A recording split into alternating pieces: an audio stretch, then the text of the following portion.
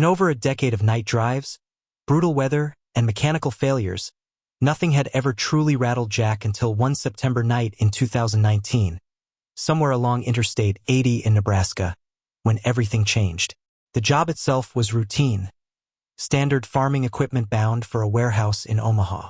He left Denver at exactly 6 p.m., expecting to arrive by 4 a.m., with a planned fuel stop along the way.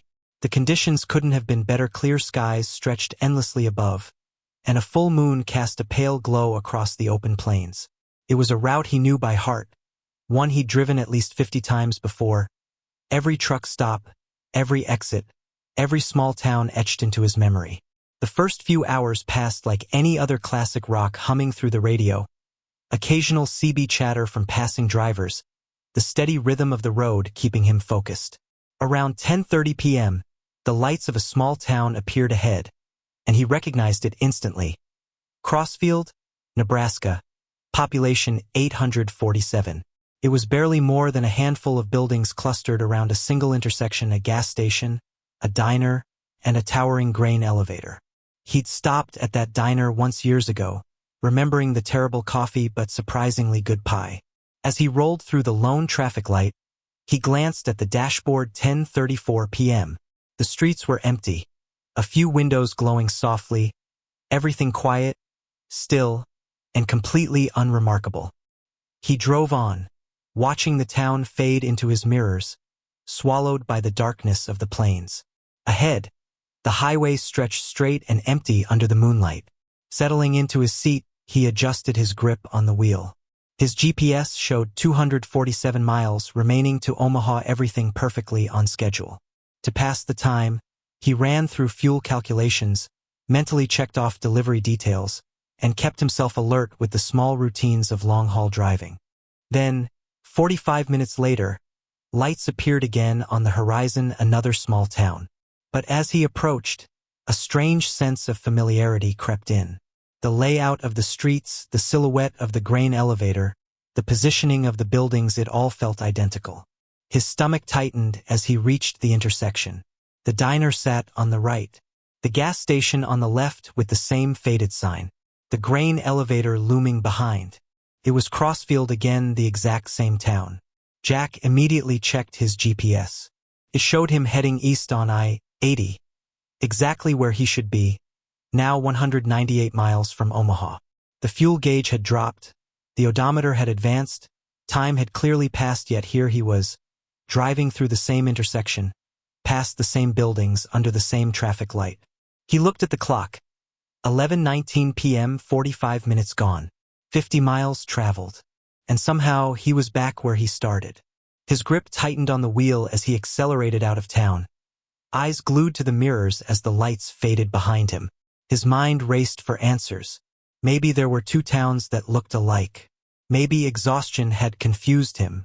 But he knew this highway too well. There was no other town like Crossfield, and his GPS had never failed him before. Ahead, the road looked unchanged, straight, empty, bordered by endless dark fields. He reached for the CB radio, hoping to hear another driver, anyone who could confirm what was ahead, but only static replied. He switched channels again and again, nothing but white noise. Grabbing his phone, he tried to call his dispatcher, but there was no signal, no bars at all, despite having full coverage earlier. Time dragged on as he drove, eyes locked on every detail: the road, the GPS, the sky. The moon moved across the horizon. The fuel gauge dipped. The odometer climbed. Everything told him he was moving forward. But deep down, he already knew what was coming. At 12:04 a.m., the lights appeared again. "No, this isn't possible," he whispered, but it was. As he approached, every detail confirmed it. The same grain elevator, the same diner, its neon sign flickering faintly, the same empty streets under the same silent streetlights. Crossfield, Nebraska. Population 847. For the third time, he drove through that intersection, past buildings he had now seen 6 times, twice on each pass. It was real, impossible but undeniable. He pulled over just beyond the town limits, hazards flashing, hands trembling as his breath came fast and shallow. In 12 years behind the wheel, he had never known fear like this. Now it coiled in his chest, cold and suffocating. He was trapped, caught in a loop, driving the same stretch of highway over and over, returning to the same town no matter how far he went. Forcing himself to think logically, he realized the town itself might be the key. Maybe stopping there could break the cycle. But the thought of stepping out into that silent, empty place filled him with dread. Still, continuing seemed pointless. He'd just end up back there again. So he turned the truck around and headed back toward Crossfield. As he approached, he noticed details he'd missed before: no parked cars, no movement behind the lit windows.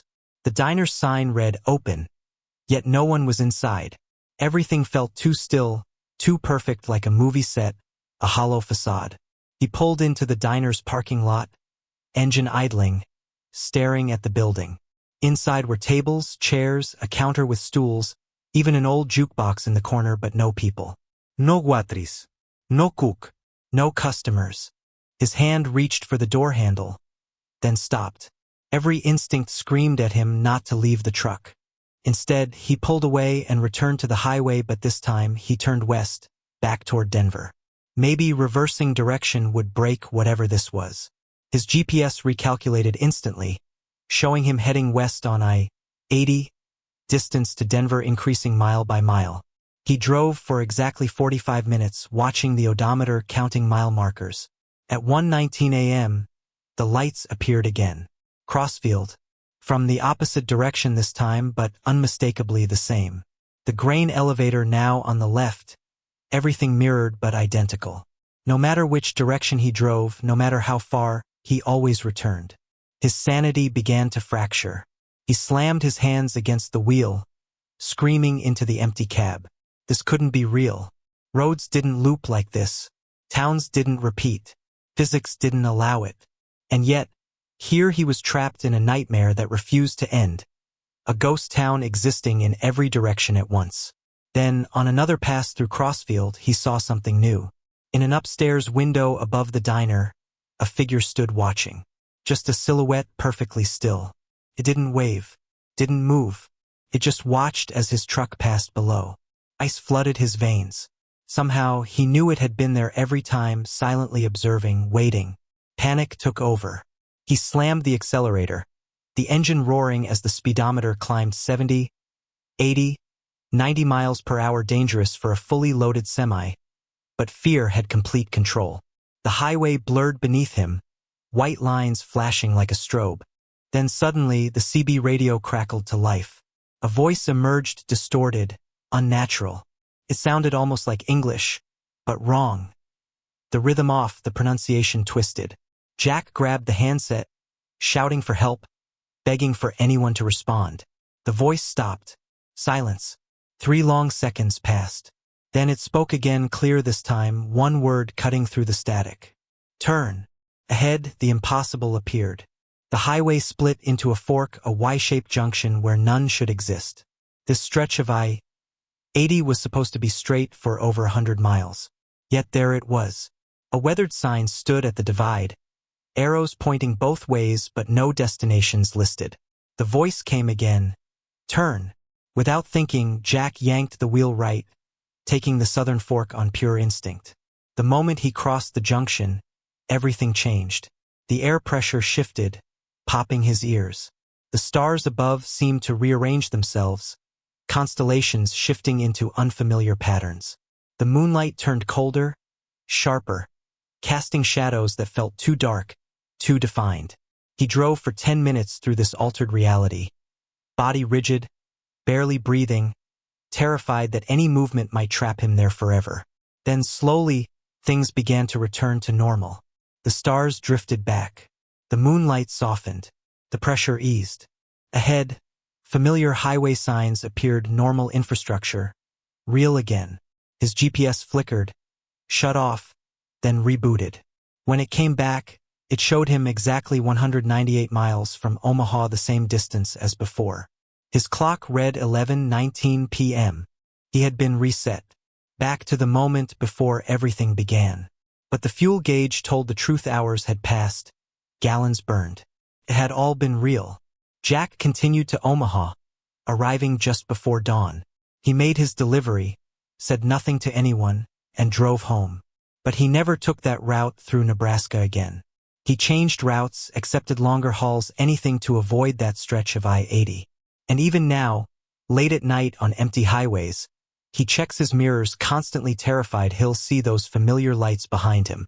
The town that exists everywhere and nowhere, waiting to trap him again. He still drives, still logs thousands of miles. But now he knows something most people don't, that not all roads belong entirely to this world. There are places where reality thins, where the rules break, where something else slips through. And once you've seen those places, they never leave you. Every time a small town appears on the horizon at night, his hands tighten on the wheel. His heart pounds. He prays it's normal, that he'll pass through once and never see it again. But deep down, he knows the truth. Somewhere out there, Crossfield is still waiting, still watching, still repeating. And then, in July 2021, under a brutal desert heatwave on a lonely stretch of Highway 491 in New Mexico, another story began, this time with a truck driver named Sarah Martinez and the last hitchhiker she would ever pick up.